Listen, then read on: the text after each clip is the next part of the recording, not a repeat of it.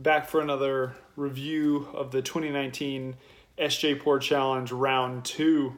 If you hadn't seen one of my previous videos, this is my wife's space where she teaches English as a second language online, so forgive the background, but it's quiet.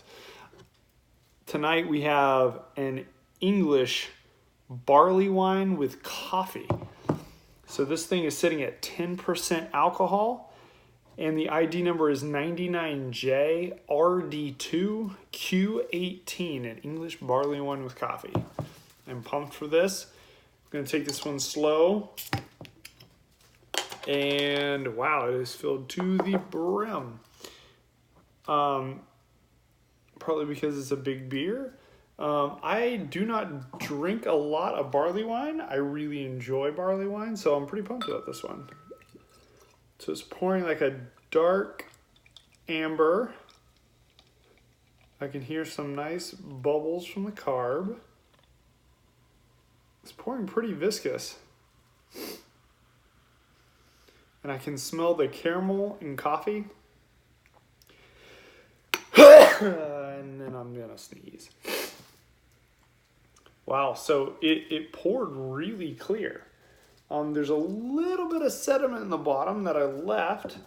So it ended up being a really nice, I don't know if you can see that, a really nice kind of like dark, deep amber. It's not brown.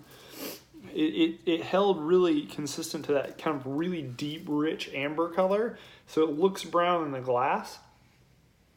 Oh, so you can get, so as you can see, it is carbonated, and I can see some bubbles kind of streaming up, and I think you can too. But the no head to be noted necessarily. It didn't stick around. I'm imagining maybe the acidity from the coffee, and then high ABV probably contributes to that too. It's a really pretty beer though. Got pretty nice clarity on it. So you can definitely smell some of those kind of deep, rich caramel toffee notes on the nose. And then the coffee really does jump out at you.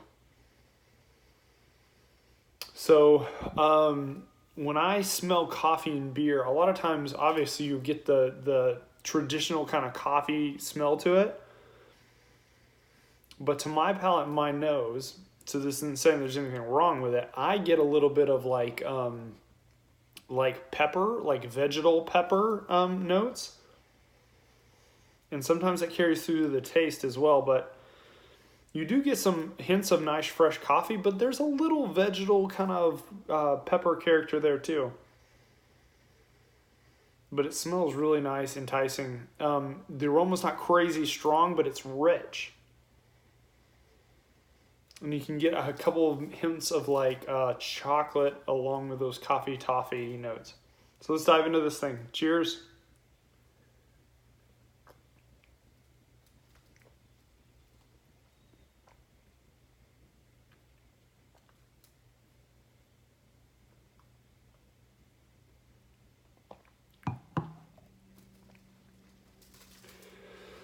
Right off the bat, this is a full-bodied beer, and I really like it.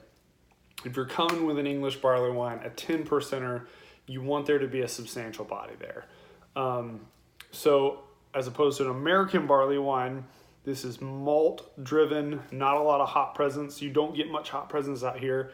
It's sweet-ish, but it's pretty nicely balanced. It's on the sweeter side, which is more the English barley wine style.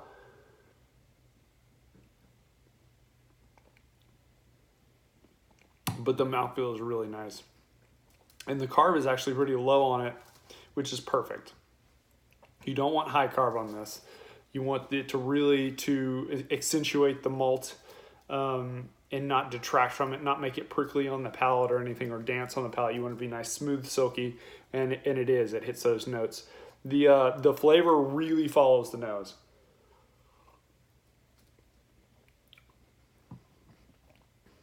Right up front, you're hit with the coffee. It's really the first thing that you taste. The coffee with a hint of like caramel toffee sweetness. And The coffee's nice. It's present, but it's, even though it's the first thing that you taste, it's not overpowering. It's a nice complement, and you can tell it's coffee. It's a nice complement to all these other kind of darker characteristics. And so it's really nice that it doesn't overpower the rest of the beer profile.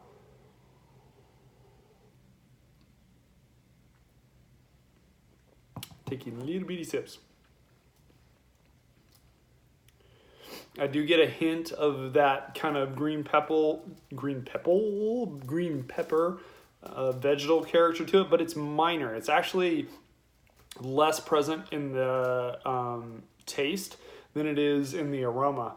It doesn't really detract from it, honestly. There's a bit there that's a little bit confusing to the palate, but I've tasted this in a lot of my own coffee beers and a lot of commercial coffee beers, so it's not necessarily a fault. But you've got nice smooth coffee flavors, and then it kind of step by step down into a little bit of toffee, a little bit of caramel, and a hint, just a tiny hint of chocolate.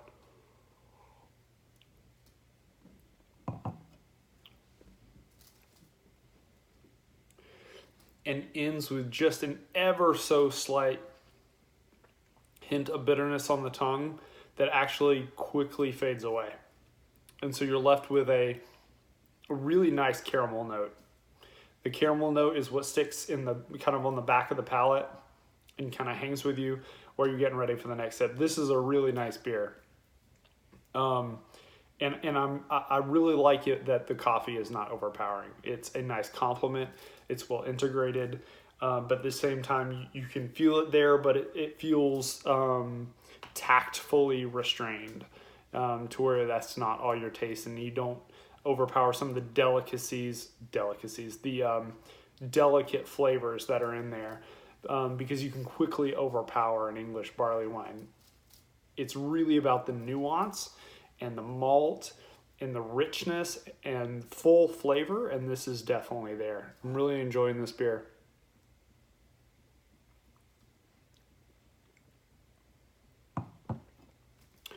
Again, mouthfeel is really, really good. It's about medium to full-bodied, spot on with the carb.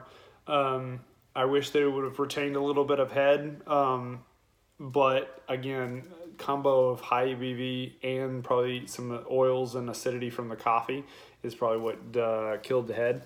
But it's a really nice beer, really nice beer, and I either can see why it made it this far, or it is the craft of a past winner. I have my suspicions, but we'll see. Guys, this is 99J-RD2-Q18 with an English barley wine with coffee. Well done. Cheers to the brewer. We'll see you next time.